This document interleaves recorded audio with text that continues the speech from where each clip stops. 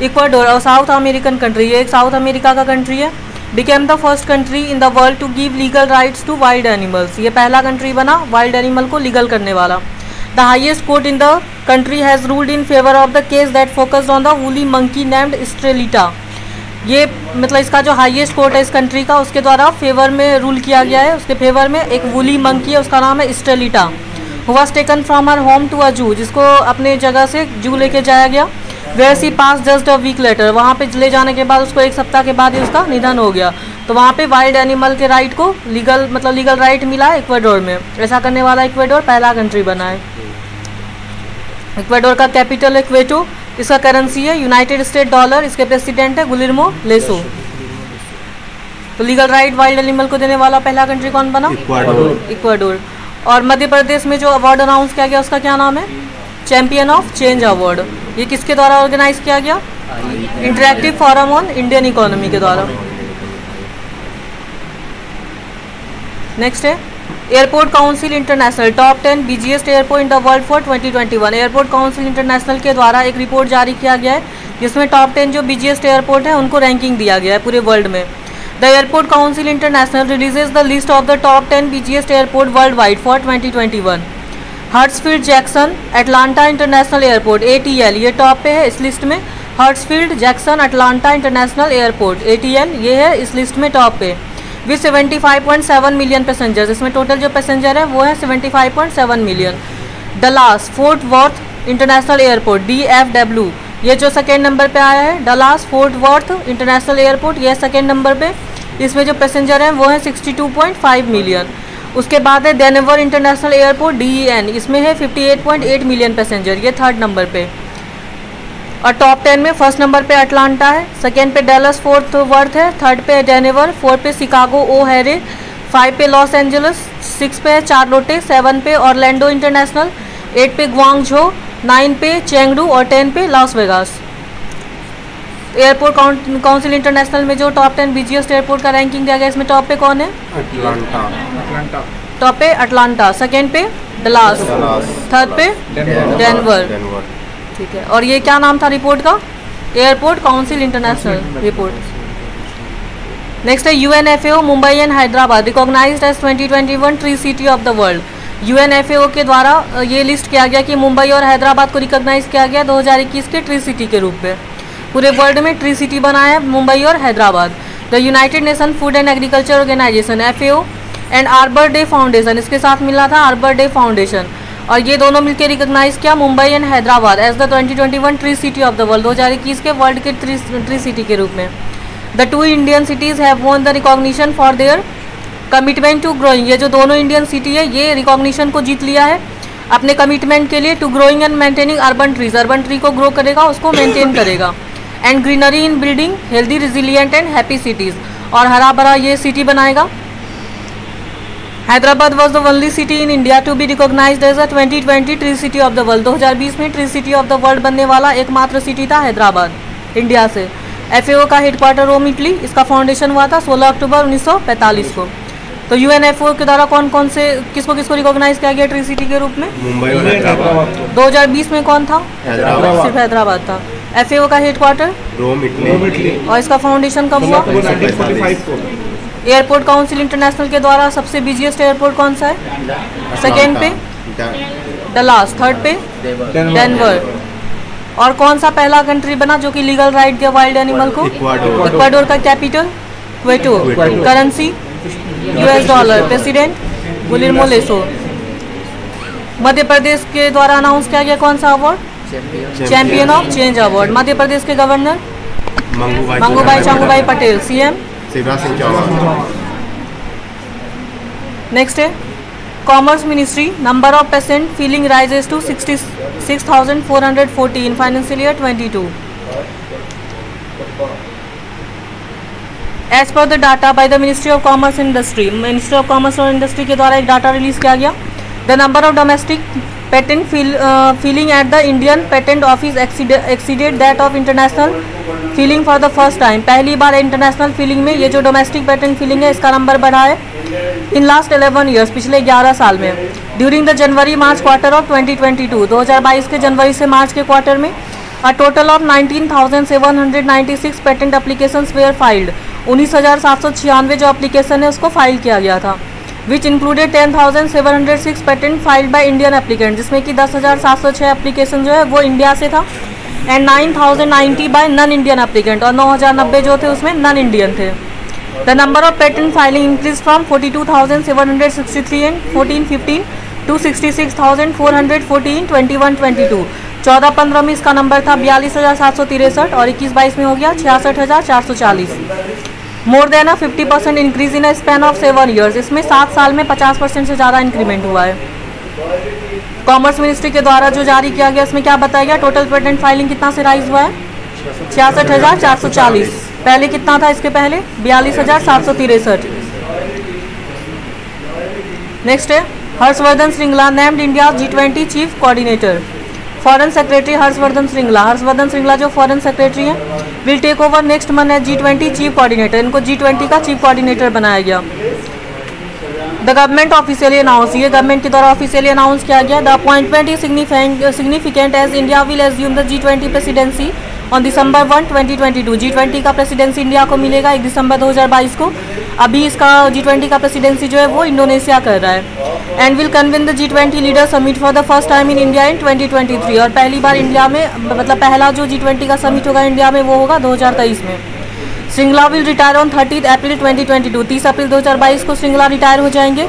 Handing over charge to foreign secretary designate VM Kwatra, और इसको succeed करेंगे VM Kwatra, who is currently India's ambassador to Nepal, जो अभी India से नेपाल के एम्बेसडर हैं।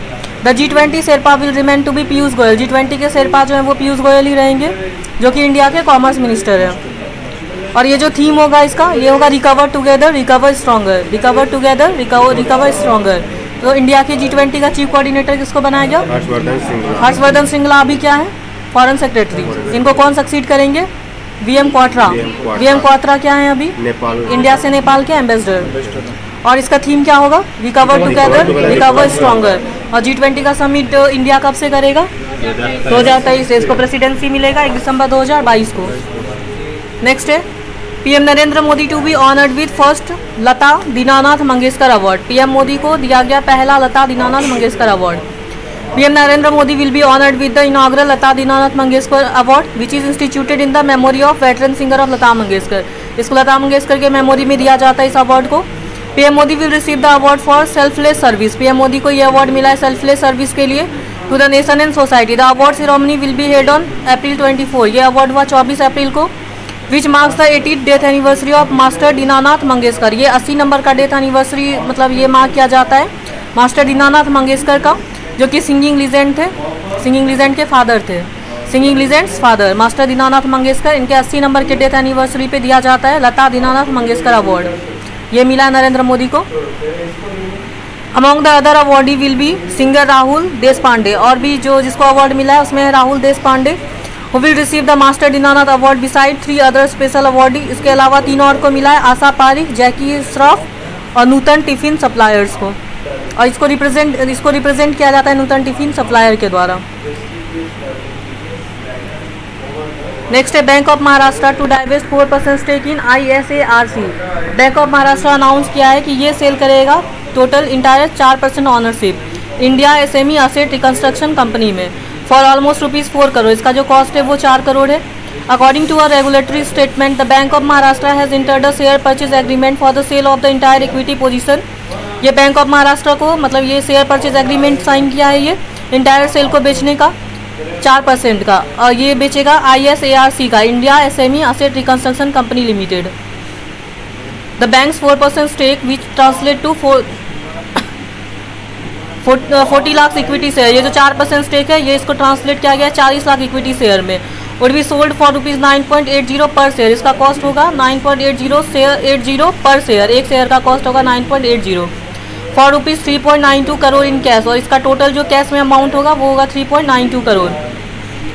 ICARC overall revenue for the physical year ended March 2021। ICARC का जो टोटल रिवेन्यू हुआ मार्च के लास्ट में वो हुआ 11.09 crore with a net profit of ₹0.36 crore. इसका नेट प्रॉफिट हुआ 0.36 करोड़।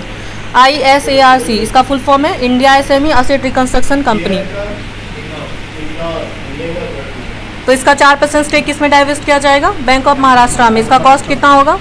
ऑलमोस्ट 4 करोड़ के आसपास। नेक्स्ट है ADB to approve 2 million loan to support urban development in Nagaland. ADB के द्वारा अप्रूवल दिया गया 2 मिलियन लोन का, और ये सपोर्ट करेगा अर्बन डेवलपमेंट को नागालैंड में। ADB and the government of India signed an agreement to provide a 2 million project readiness financing loan to Nagaland for the design of climate resilient urban infrastructure. ये design करेगा urban infrastructure को, strengthening institutional capacity and improving municipal resource mobilisation. इसके मतलब institutional capacity को मजबूत बनाएगा और improve करेगा इसके म्यूनिसिपल रिसोर्स मोबिलाइजेशन को। तो इसके लिए एडीबी कितना पैसा दिया? $2 मिलियन। ये किसको दिया? नागालैंड को, अर्बन डेवलपमेंट के लिए। नेक्स्ट है Amrit Samagam inaugurated by union home minister Shri Amit Shah. Amit Shah के द्वारा अमृत समागम इनॉग्रेट किया गया है। Shri Amit Shah union minister of home affairs and corporation launch the Amrit Samagam a summit of the countries tourism and culture minister. ये एक समिट है कंट्री के टूरिज्म और कल्चर मिनिस्टर का, न्यू दिल्ली में। The ministry of culture is hosting a 2-day conference. Ministry of culture के द्वारा 2 दिन का कॉन्फ्रेंस जो उसको होस्ट किया जा रहा है आज़ादी के अमृत महोत्सव के अवसर पे। तो अमृत समागम किसके द्वारा इनॉग्रेट किया गया? अमित शाह के द्वारा। और ये किसका समिट था? कौन से मिनिस्टर का? टूरिज्म मिनिस्टर का। तो ये कहाँ किया गया लॉन्च? न्यू दिल्ली में।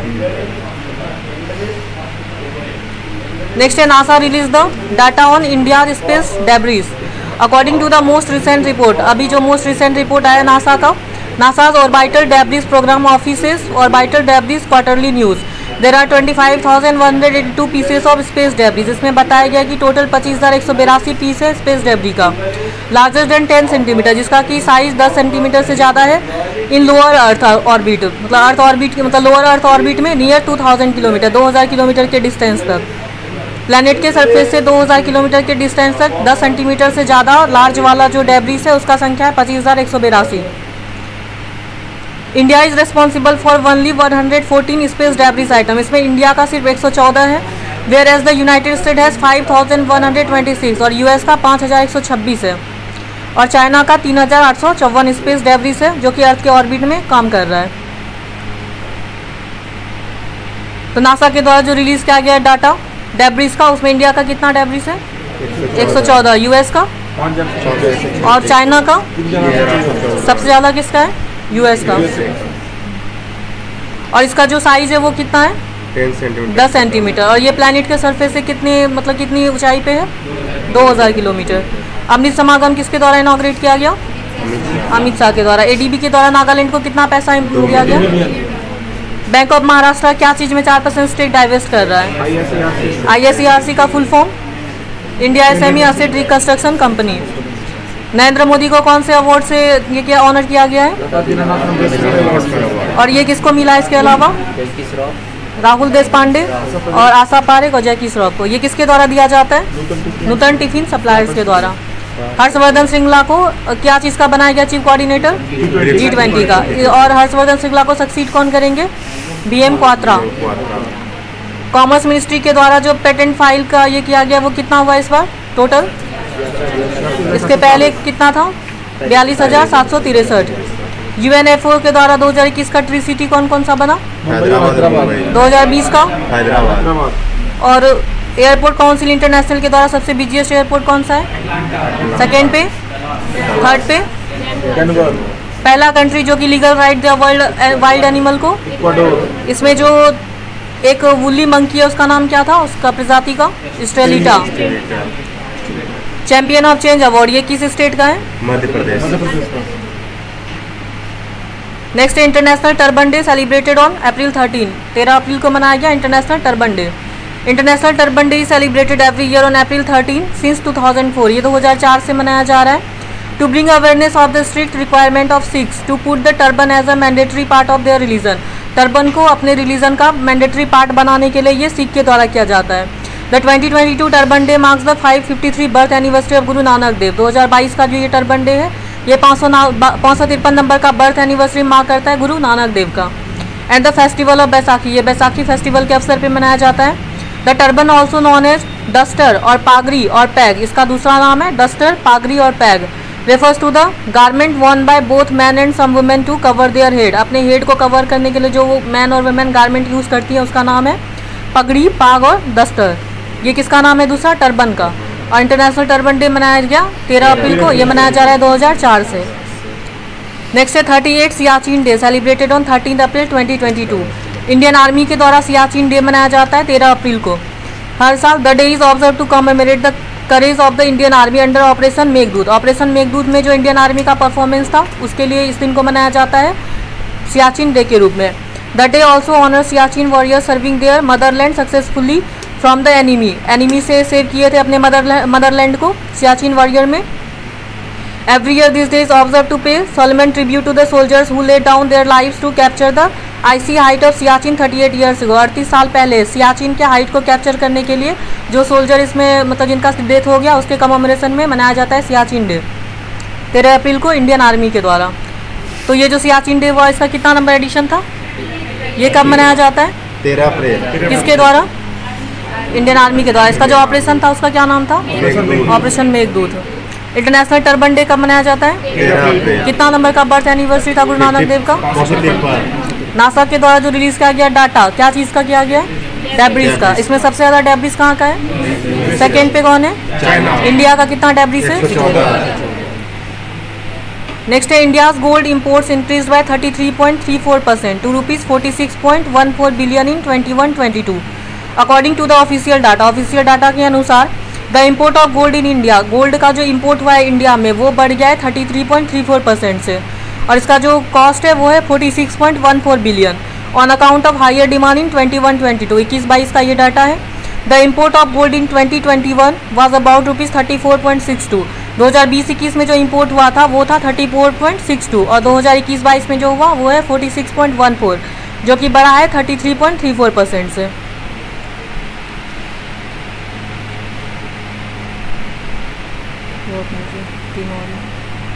BCCI secretary Jay Shah appointed as member board representative of ICC cricket committee.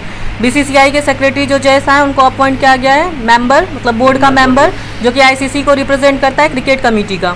जय Shah the BCCI secretary has been appointed to the ICC cricket committee as a member board representative. इनको member board representative नियुक्त किया गया। While Mahela Jayawardene has been reappointed as the past player representative. Past player representative में फिर से appoint किया गया महिला जयवर्धने को। Other important decision were also made at the ICC board. और भी इसमें डिसीजन लिया गया आईसीसी बोर्ड के द्वारा। जो मीटिंग हुआ था दुबई में। The CEC agreed in keeping with a recent suggestion by the ICC men's cricket committee. ICC के मेंस क्रिकेट कमेटी के द्वारा जो भी सजेशन दिया गया उसको उस पर सीईसी जो है वो एग्री कर गई है।